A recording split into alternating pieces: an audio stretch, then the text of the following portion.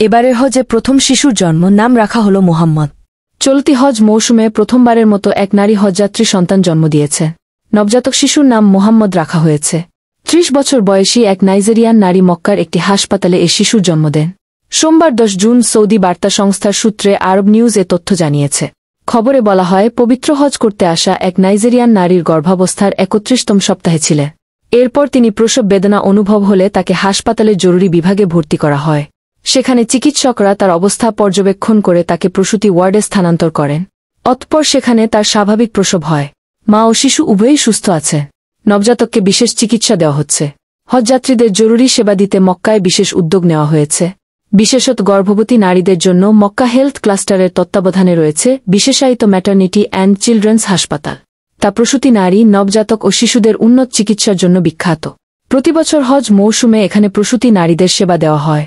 এদিকে চলতি হজ মৌসুমে হজযাত্রীদের সর্বোত্তম স্বাস্থ্যসেবা দিতে সব ধরনের প্রস্তুতি সম্পন্ন করেছে বলে জানিয়েছে সৌদি আরবের স্বাস্থ্য মন্ত্রণালয়।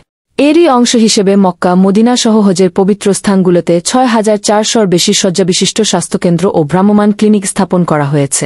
এসব স্থানে ৫,০০০-এর বেশি চিকিৎসক সহ ৩২,০০০-এর বেশি চিকিৎসাকর্মী নিয়োজিত রয়েছে। এর মধ্যে পেশাদার চিকিৎসকরা ৩২টি হাসপাতাল, ১৫১টি স্বাস্থ্যকেন্দ্র ও ৬টি সর্বাধুনিক চিকিৎসা প্রযুক্তিতে সমৃদ্ধ ভ্রাম্যমাণ ক্লিনিকে চিকিৎসা সেবা দেবেন। এদিকে Saudi red crescent authority (SRCA) এর তত্ত্বাবধানে হজযাত্রীদের জরুরি সেবায় বিশেষ উদ্যোগ নেওয়া হয়।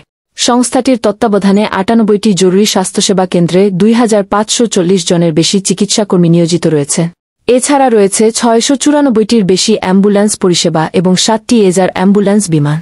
সৌদি আরবে আগামী ১৫ জুন পবিত্র হজ অনুষ্ঠিত হবে এবং পরদিন ১৬ জুন ঈদুল আজহা অনুষ্ঠিত হবে। ইতিমধ্যে বিভিন্ন দেশের ১৩ লাখের বেশি হজযাত্রী দেশটিতে পৌঁছেছেন।